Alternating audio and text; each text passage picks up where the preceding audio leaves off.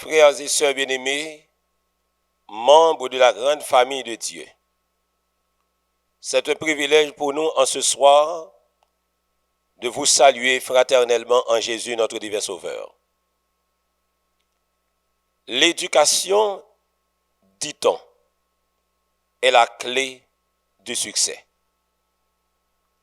Nous sommes là tout au long de cette semaine en vue de participer dans notre semaine de prière axée sur l'éducation chrétienne.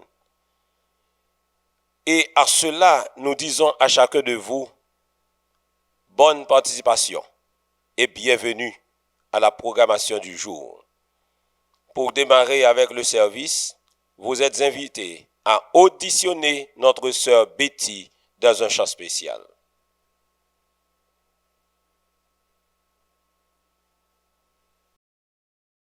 Jésus du fardeau de la loi, par toi mon âme est libérée, pour toujours elle est délivrée de ce qui causait son effroi. En regardant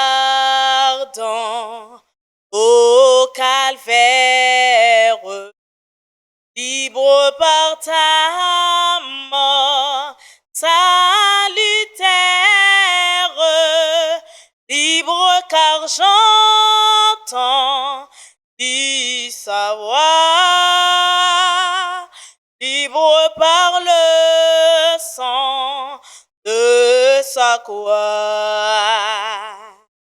Au bonheur il est éternel, le salut que Jésus me donne et son amour qui me pardonne, m'ouvrira la porte du ciel. Libre en regardant au calvaire, libre par ta mort salutaire,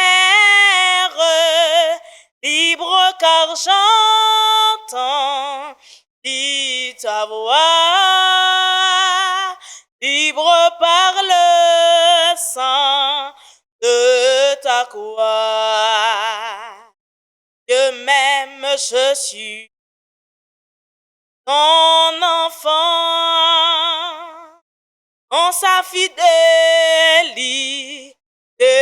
j'espère, dans tous les combats de la terre, il veut me rendre triomphant. En regardant au calvaire, libre par ta mort salutaire, libre car j'entends dit savoir, libre par le sang de sa croix. Libre en regardant au calvaire, libre par sa mort salutaire, libre car j'entends dit sa voix,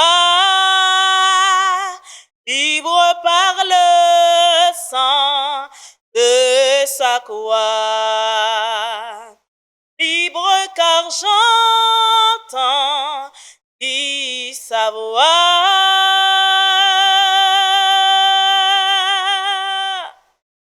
libre par le sang de sa croix.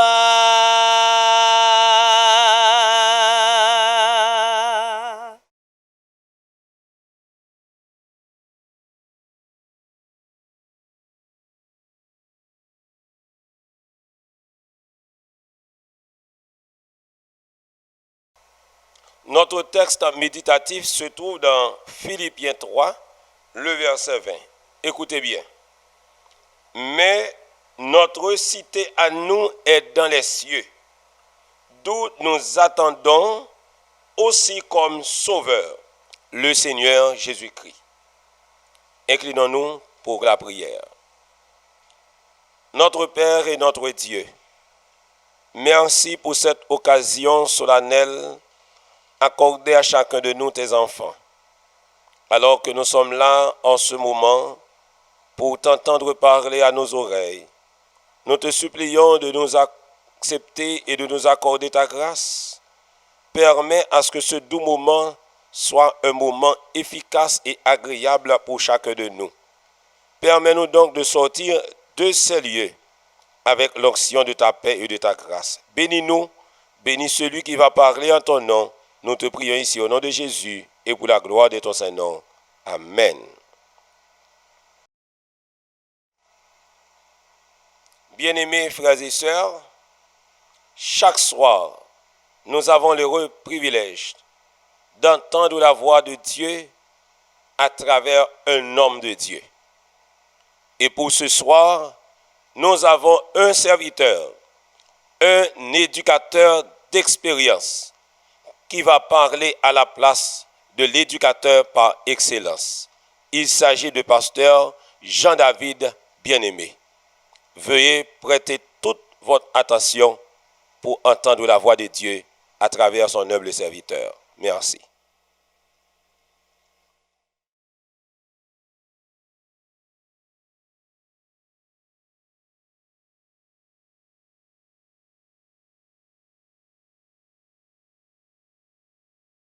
Sœurs et frères bien-aimés, que la paix et la grâce de notre Seigneur Jésus-Christ remplissent votre cœur, alors que nous sommes en train de participer à cette semaine de prière basée sur l'éducation adventiste. Le sujet que nous voulons développer en ce jour s'intitule « Former des citoyens pour le royaume à venir ». Former des citoyens pour le royaume à venir.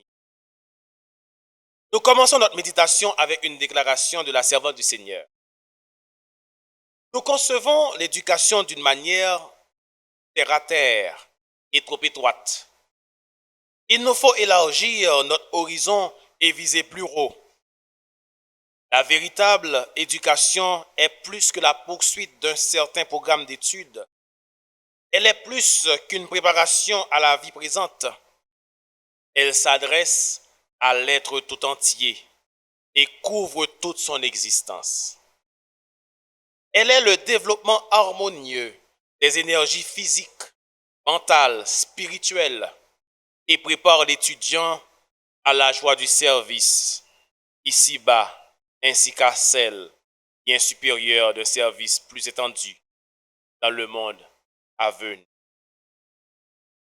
Au sens la plus élevé, l'éducation et la rédemption sont une seule et même chose. Car dans l'éducation, de même que dans la rédemption, personne ne peut poser un autre fondement que celui qui a été posé, savoir Jésus-Christ. Car Dieu a voulu que toute la plénitude habitât en lui, selon 1 Corinthiens 3, verset 11.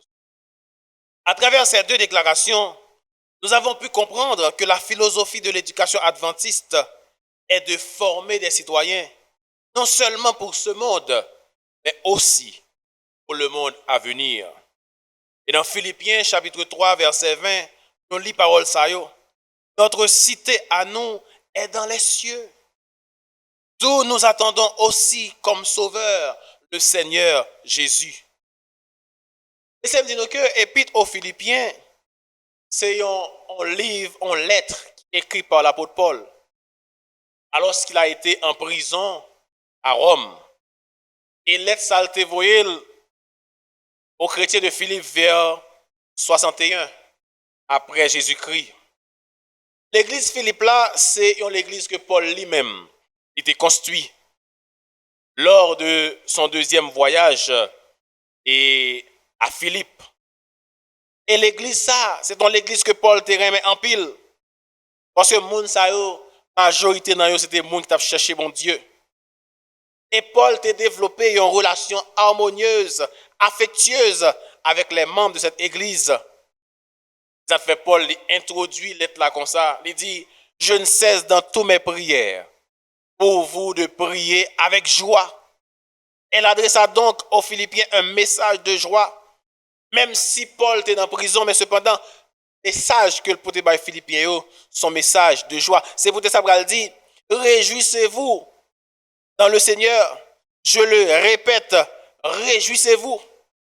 Donc Paul, à travers l'être ça, démontré aux chrétiens de Philippe qu'ils doivent apprendre à réjouir, même dans la souffrance, même si la vie est difficile, même si la vie est noire, ils doivent toujours avoir un cœur content dans le Seigneur, parce qu'en réalité, leur joie ne dépend pas des circonstances de la vie, mais leur joie vient de leur relation avec Christ. Donc Christ se trouve au centre de l'espérance de l'église de Philippe. C'est le thème principal, l'être ça. Eh bien, cette espérance ferme, c'est lui-même qui t'a motivé l'humilité et la grandeur de Christ, selon Philippiens 2, versets 1 à 11. Il est aussi le modèle à partir duquel les chrétiens de Philippe doivent briller comme des flambeaux dans leur ville et partant dans l'Empire romain, dont Philippiens 2, versets 12 à 18, en accordant le style de vie aux prescriptions de la bonne nouvelle. L'épître aux Philippiens est dite de la captivité. Parce que dans l'être ça, Paul exprimait clairement que dans le moment qu'il a écrit l'être ça, il était dans les chaînes, selon Philippiens 1er, versets 7, 13 et 14. Elle a donc été rédigée dans des circonstances défavorables. Mais toutefois, pendant que l'apôtre était en prison, il a courage, il a assez de foi dans l'espérance. Il était serein et joyeux dans les chaînes. Et dans le livre ça, nous venons hymne que nous relèvons hymne de l'humilité du Christ. Et c'est hymne ça qui était une source de motivation apôtre Paul. À la fin du chapitre 3, Paul présentait deux catégories de monde dans l'église là. Deux catégories de croyants. Première catégorie, yo à vivre selon les choses de la terre, selon Philippiens 3, verset 19. Eh bien, moun sa yo, leur fin sera la perdition. Ils ont pour Dieu leur vente. Ils mettent leur gloire dans ce qui fait leur honte. Ils ne pensent qu'aux choses de la terre. Deuxième catégorie, c'est des gens qui reconnaissent que leur cité à eux n'est pas ici-bas. La question que j'ai pour vous en ce moment, dans quelle catégorie vous trouvez? Est-ce qu'on a une catégorie monde que quand vous menez yo? Catégorie de monde, c'est bouche qui a conduit yo? Catégorie de monde qui est attaché au bien de la terre? Bien, est-ce qu'on a une catégorie de monde qui a lutté, capable présent dans le royaume ciel là? L'éducation adventiste n'a pas pour objectif de former des citoyens pour la terre seulement. Même quand nous y sommes, c'est vrai nous vivons sur la terre, mais nous pas former des gens pour la terre seulement. Il n'y a pas un objectif pour le tourner regard élèves, regard étudiants vers un avenir luisant sur la terre. Non, c'est vrai, nous avons besoin de ça. Mais elle surtout, l'éducation surtout prépare des enfants, des étudiants pour la meilleure cité à venir. Jésus il fait déclaration ça dans Matthieu 16, verset 26. Et que servirait-il à un homme de gagner tout le monde s'il perdait son âme? Ou que donnerait un homme en échange de son âme? Ou même parents, on connaît qu'on a cherché des écoles de qualité pour Timounio, c'est vrai. Mais qui savent servir? Soumettre Timounio dans l'école qui est cher. Soumettre Timounio dans l'école qu'on pense que la une éducation de qualité. Mais cependant, il perd du namni. Et que dans l'école, ça, il a boulonné sur la terre au lieu que il élevé namni vers le ciel. Dans son ouvrage Conseil aux éducateurs, parents et étudiants, nous trouvons cette déclaration de la sœur White à la page 20. Le véritable succès en éducation, comme dans tout le reste, ne s'obtient qu'en gardant à l'esprit la vie future. L'être humain commence à peine à vivre que déjà la mort approche. Son activité incessante le conduisant au néant s'il n'acquiert pas une véritable connaissance de la vie éternelle. Le croyant, pour qui le temps de probation est une école de vie préparatoire, en profitera pour s'assurer une place dans les demeures célestes, ainsi que dans les écoles supérieures de Dieu. C'est dans ce but que l'on éduquera, disciplinera et formera les jeunes afin que leur caractère soit agréable à Dieu. Fin de citation. Donc, en préparant les citoyens pour ce monde, nous devons aussi tourner le regard vers les choses sublimes, élevées et éternelles. Dans sa lettre adressée aux chrétiens de Corinthe, l'apôtre Paul a dit en 1 Corinthiens 15, verset 19, « Si c'est dans cette vie seulement que nous espérons en Christ, nous sommes les plus malheureux de tous les hommes. » Si c'est dans la vie ça seulement, sœurs et frères, que nous espérons, nous sommes les gens qui sont malheureux parmi les humains. C'est pour cela que nous devons former des citoyens pour le royaume à venir. Dans notre texte de base, l'apôtre l'a bien dit que notre cité à nous est dans les cieux. Et c'est cela, la véritable mission de l'Église comme de l'éducation. Nous devons apprendre, Timounio, que cité, véritable cité, c'est dans le ciel. Dès que bon Dieu prépare une place pour nous, nous allons vivre avec lui pendant 1000 ans et ensuite descendre dans la nouvelle Jérusalem, dans son nouvelle terre, pas de souffrance, pas de maladie, mais le bonheur éternel. Nous devons conduire élèves, nous devons conduire étudiants pour préparer pour la vie de l'au-delà. À la page 40 du même ouvrage, nous lisons ce qui suit. La plus belle éducation qui soit est celle qui fait acquérir la connaissance et la discipline qui épanouit au mieux le caractère et prépareront à vivre une vie digne de Dieu. En n'ont pas perdu de vue l'éternité. L'éducation supérieure enseigne aux enfants et aux jeunes la science du christianisme qui communique une connaissance expérimentale des voies divines ainsi que les leçons données par le Christ aux disciples sur le caractère paternel de Dieu.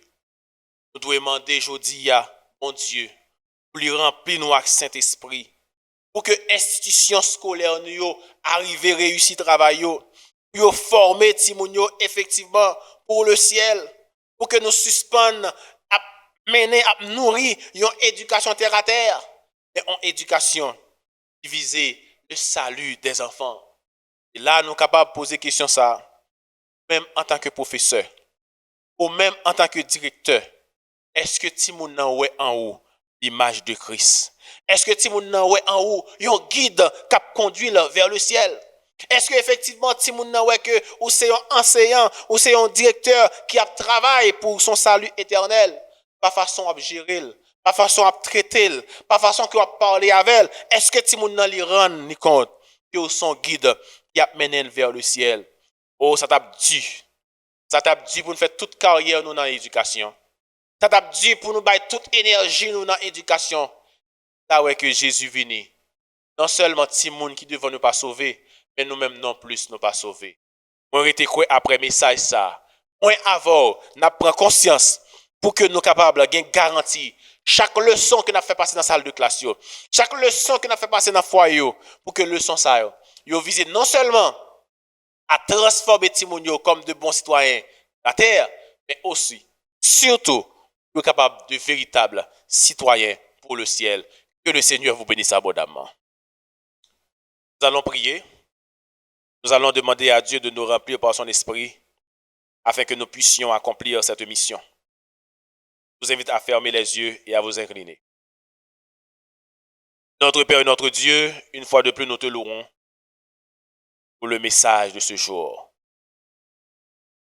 Il vient de nous exhorter à former les enfants, non pas seulement pour la terre, mais pour le ciel, afin qu'ils deviennent des citoyens de ton royaume, C'est pas un travail que la chair et le sang font.